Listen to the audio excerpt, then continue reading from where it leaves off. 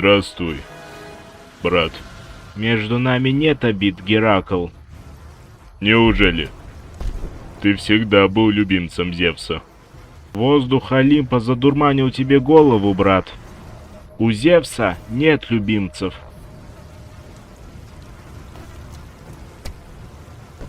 Подумай сам, брат. Пока я расчищал авгиевые конюшни, ты был избран, чтобы сразить Ареса. Тебе мало? Слушай еще. Когда тебя сделали богом войны, меня отправили искать яблоки. Назвали это подвигами. Ха!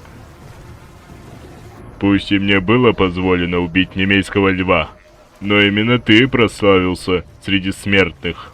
Жестокий воин, убийца, ставший героем, смертный, ставший богом. Но на этот раз, брат, на этот раз я одержу победу. Считай это моим последним, 13-м подвигом. Скоро я стану богом войны и сам воссяду на этот трон. Ты хочешь воцариться на Олимпе, но окажешься в подземном мире, Геракл. Это мы еще посмотрим.